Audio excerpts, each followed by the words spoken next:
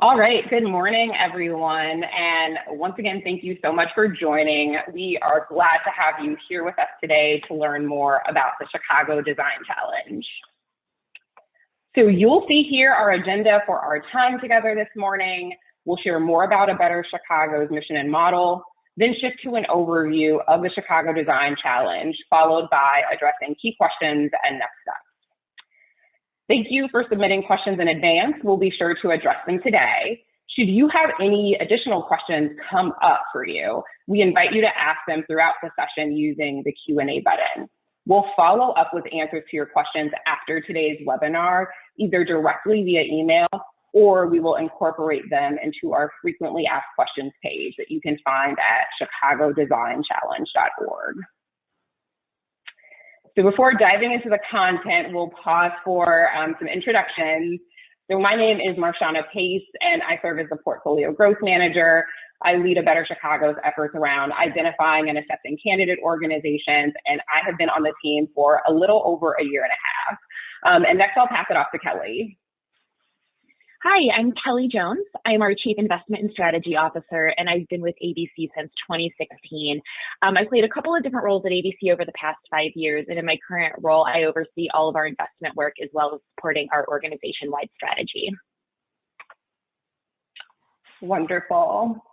So we also want to share with you the team members at A Better Chicago who are heavily involved in the Chicago Design Challenge and who candidates that progress can anticipate interfacing with. This group touches various functions of our organization, including grantee management, impact, as well as communications. So we recognize that many of you may be familiar with A Better Chicago already, but for those who are not, we want to start off with just a brief overview of our work. So at A Better Chicago, our mission is focused on breaking the cycle of poverty and increasing the number of Chicago youth who are thriving in education, career, and life. We seek to realize this through investing in and supporting youth access to high quality education, careers, social emotional learning, and basic needs along the cradle to career continuum. There are 3 core strategies that drive this work. So 1, we provide direct service organizations with unrestricted funding and management support, including capacity building assistance and thought partnerships to really empower our grantees to tackle their most pressing strategic and operational challenges. 2, we raise and influence philanthropic capital to drive towards our intended impact. And then 3, we aim to influence systems to really move the needle on youth outcomes. And then lastly, I'll share more about our approach. So our due diligence process provides us with a 360 view of a candidate, helping us to invest in high impact, high potential nonprofits. As mentioned, our partnership with grantees consists of providing unrestricted capital and capacity building assistance to help our grantees succeed. And then finally, we hold ourselves accountable by carefully tracking our portfolio's performance and sharing results with our supporters. So with that, I'll go ahead and turn it over to Kelly, who will share an overview of the Chicago Design Challenge. So we know that we have mostly nonprofit practitioners and educators on this call, and you all know firsthand that the pandemic and all of its accompanying crises have really exacerbated the longstanding opportunity gaps with our city's young people. The Design Challenge aims to accelerate learning recovery and really holistically support young people as we move beyond the pandemic. We don't want to just get back to where we were before when it comes to opportunity and support for our young people. We really aim to get to an even better place. We aim to use the challenge to identify, support, and ultimately scale promising solutions to our biggest challenges. The challenge really is about identifying and designing new solutions that address both long-standing but also newly created challenges facing our students and our communities. It's truly an opportunity to take big bets and innovate. The ultimate goal is to work with our partners at the city and CPS to elevate the most promising solutions to reach systems level scale through the support of public funding over time. So we're thrilled to be working with a core set of partners on the Design Challenge, and you can learn more about the partners on our website, but wanted to share just a little bit more here.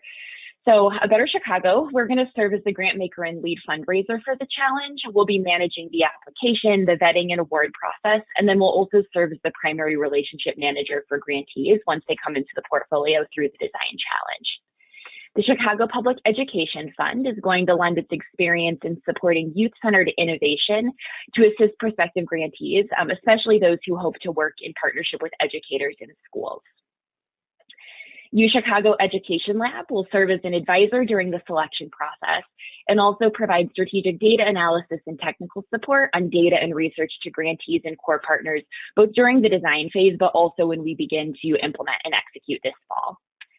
And then finally, both Chicago Public Schools and the City of Chicago will serve as key partners on both issue prioritization, but also ensuring alignment between the challenge and other district initiatives and systems-wide work. Additionally, these partners will support and advise on the eventual adoption of successful interventions. So these grants will bring new grantees into A Better Chicago's portfolio and will focus on new innovations that reimagine education and facilitate learning recovery. There will be two phases, planning and execution, and they will support the design, measurement, and execution of new approaches to supporting students. I should also mention that there's a lot of this information in more detail on the website. There's a one-pager that you can download, but wanted to make sure we were voicing over a decent amount of it here.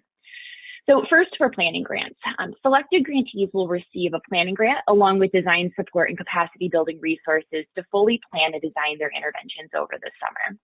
In addition to planning grants, which will be dependent upon the size of which will be dependent upon the needs of the intervention, the A Better Chicago team and core partners will provide additional tailored supports as needed to grantees. When organizations are awarded planning grants, we will also share what will need to be true at the end of the design and planning phase to receive full funding. So that leads to the other side of this slide. Once the design process is complete and the interventions meet investment criteria, full grants will be awarded. Amounts will vary based upon the cost, scale, and potential impact of the intervention. And we do expect that most grants will be multi-year commitments, and there will be annual milestones that will need to be met to unlock future funding. So slide 13 are the programmatic areas and target populations that the challenge will focus on that were developed in partnership with our core partners. A couple of things to note here. So the scope of the design challenge is currently students pre-K through high school, and this was developed in partnership with both CPS and the city, given the current needs of young people. We want to note that while A Better Chicago's overall investment scope goes beyond this to support young people also through the post-secondary phases and transition to career, the scope of the design challenge is more narrow to really allow us to prioritize. We're looking for interventions that are prioritizing a focused set of both academic and non-academic outcomes. All academic-focused interventions will need to simultaneously address the social emotional needs of students. We want to make sure that we're truly holistically supporting our young people, but we're also able and willing to invest in interventions that are solely focused on social emotional development and/or trauma-informed care. We also wanted to note that interventions might focus narrowly on one target population or might focus on an entire school or set of schools where multiple populations are served when you look at the target needs of students over to the left. With that, I'm going to go ahead and turn it over to Marshana to walk through a couple of the questions and answers that we received while you RSVP to give you a little bit more info. Wonderful. Thanks so much, Kelly. All right. So first up is, what is the application and selection process? So the Chicago Design Challenge application will open on our website Friday, February 26th and close on Monday, April 6th. Applicants who progress can anticipate engaging in our due diligence process, which includes a series of phone interviews as well as document requests. As Kelly mentioned earlier, there will be two key decision points for grants: planning and then execution. For those awarded planning grants, we aim to support those grantees with an execution grant as well. But that decision will be based on that candidate's ability to meet execution readiness criteria. And then, of course, we will keep you up to speed on the status of your application as decisions are made. So next, we'll dig deeper into our selection criteria. At A Better Chicago, in order to get that 360 view of candidates, we evaluate across 4 criteria areas: program, leadership, operations, and scale. So the next couple slides provide a high-level view of each of these dimensions and what we're seeking to learn in order to inform our funding decisions. So when it comes to program, in addition to alignment to the design challenge focus area and target population, we're looking for programming that represents a novel and/or not yet recognized or embraced approach to accelerating student learning and promoting well-being that takes into account the various ways that education has changed during the pandemic. We're looking for an appetite to develop and refine the program and a reason to believe that the intervention can lift key metrics. Moving on to leadership, given how closely A Better Chicago partners with grantees, the leadership criteria is another critical dimension. And we're looking for leadership teams who are visionary and have either a track record or potential for success, leadership teams with an ability, willingness, and commitment to both drive the programmatic and operational work streams, as well as meaningfully engage in the Chicago Design Challenge and with Chicago Design Challenge partners. Along the operations dimension, we're looking for organizations that are financially sound, applicants who can track relevant program data to inform continuous improvement and A Better Chicago reporting, and applicants who have the skills and resources necessary to execute on proposed interventions. And then finally, when it comes to scale, we're looking for applicants who are interested in seeing their work scale to more young people across Chicago through systems level adoption or significant service capacity growth. Applicants who can document planning and implementation to inform sector learning, and cost model and cost per student that can enable growth. Our selection guidance is also located on our website, chicagodesignchallenge.org. The document also denotes criteria areas that could be a focus for development during the design period and might not be solidified during the initial application process. So 3 examples of what could be in scope, and this is certainly not exhaustive, are 1, an organization that wants to try something new and has a new way of delivering impact. 2, an organization that's layering more on top of their model. So for example, pairing tutoring with an SEL curriculum. Or 3, a partnership between orgs. So taking 2 services that exist and putting them together with the idea that the sum is greater than its parts. So the next question up is, who will make the award decisions for the design challenge? The key players in A Better Chicago's grant-making process include staff, who make robust investment recommendations based on learnings from due diligence, ABC's board of directors, who ultimately approve the recommendation for funding, and for the design challenge, community leaders and stakeholders will share critical feedback at multiple decision points in the process. So to share a bit more about stakeholder involvement, from determining the scope of priorities of this challenge to eventually awarding grants, we've aimed to be thoughtful and intentional about including feedback from a diverse set of key stakeholders in this work. So to start, we leverage key stakeholders to inform and shape the outcome and scope of priorities of the design challenge. During the design process, grantees will engage with direct stakeholders in order to receive feedback to inform program design. And then finally, as I mentioned, community leaders will play a role in shaping funding recommendations during the design and award process. The involvement of diverse stakeholder feedback in our decision-making is new to our grant-making process, and we are really excited to be evolving in this way and to get feedback as we go so that it can shape not just how we do the Chicago Design Challenge, but our grant-making processes overall. So the next question we'd like to discuss is around who is eligible to apply for a grant through the Chicago Design Challenge. So we will consider a wide set of organizations that you see here: 501c3 nonprofit organizations, schools or groups of schools, and collaboratives of nonprofit organizations, schools, and related support organizations, which can include for-profit companies. I'll also share more about the eligibility of for-profit organizations. So we cannot give grants directly to for-profits, but know that there are some doing impactful work. So in the past, funding for for-profit organizations has been through their collaboration with a nonprofit or through a fiscal sponsor. So that said, we will work with an applicant on a case-by-case basis to determine the right way forward. Additionally, we will consider organizations not yet operating in Chicago and individuals are ineligible to apply. For the next set of questions, I will go ahead and turn it back over to Kelly.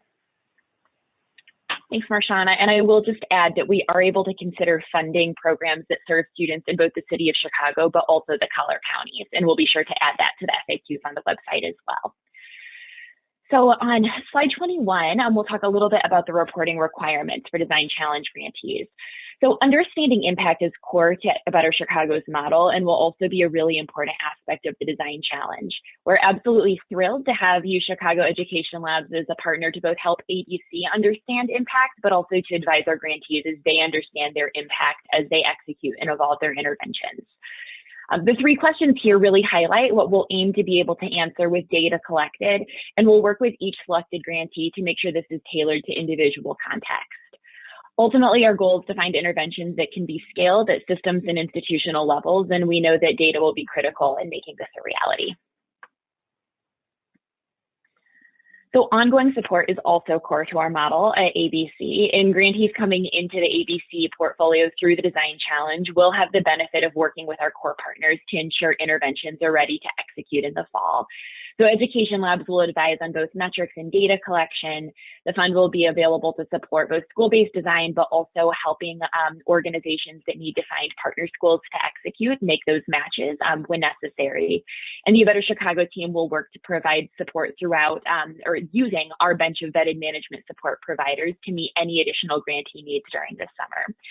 And on slide 23, we wanted to go into this a little bit more because grantees that are coming into the Design Challenge will be a part of our portfolio, and we want to make sure that, that anybody applying understands that grantees will receive the same support and access as all of our grantees, regardless of the way that they've come in. This includes management support. We help grantees identify and scope capacity building projects. We cost share the cost of bringing on an expert and help make sure that the process is a success. Thought partnership, our portfolio team is hired and designed to be a resource to our grantees. And then finally, cross-portfolio opportunities. We seek out opportunities whenever we can to bring our portfolio together to both learn together, but also from each other. The next question is about funding available, and we'll answer this on a couple different levels. So we've currently raised over $6.5 million for the Design Challenge, and really do hope that this number, expect this number will increase. While we're just planning for one round of applications and funding, and really utilizing these resources for multi-year commitments to those grantees who come in through this round, we are open and excited to launch additional rounds if we're able to grow resources. We also want to note that the size of both planning and execution grants really will be dependent upon the size and scope of the intervention, which is similar to our current approach. And if you're curious to learn a little bit more about this, you can check out more information about our current grants to get a better understanding of sort of the size and scope annually on our website. So we received a great question about what are other ways to get involved in the Design Challenge if you are not a part of an organization to apply, and wanted to make sure that we shared just a little bit more here. So the first is help us find grantees. So share information about the Chicago Design Challenge with nonprofits, school and community leaders who might want to apply. We're recording this webinar. You're welcome to share that. We'll also be adding more information to our website as we build out additional FAQs. Also providing feedback. As Marshana mentioned, we're really excited to connect with direct stakeholders, so students, parents, educators. And if you fit one of those profiles and you're interested in providing feedback and input on funding decisions, we would love to hear from you and see if there's a way we can get you involved in that way. Donating, our venture philanthropy model relies on support from Chicago. And so if you are in a position where this is the way that you give back, that is always a welcome way to plug in. And then finally, staying engaged. You can sign up for email updates at our website at betterchicago.org. You can also access that through chicagodesignchallenge.org. We will be sharing more information as the challenge progresses, both about the applicants that are moving forward and our ultimate grantees, but also more information for organizations as they navigate the application process. So what's next? The application window is going to open this Friday, February 26th, and it will close on Monday, April 5th. As needs arise, we're really open to hosting more webinars if we find there's common needs that we can support applicants with. So please keep the questions coming. We want to make sure that we're being as helpful as possible to you all. If you've shared specific questions, we'll be following up directly with you from this webinar, but you can also direct further questions at any time to grants@abetterchicago.org, and we will get back with you quickly to make sure that you have what you need to make a determination about applying or help you submit an application that is successful as possible. And then finally, you can keep up to speed at chicagodesignchallenge.org as we share more answers to questions that are arising as the application progresses.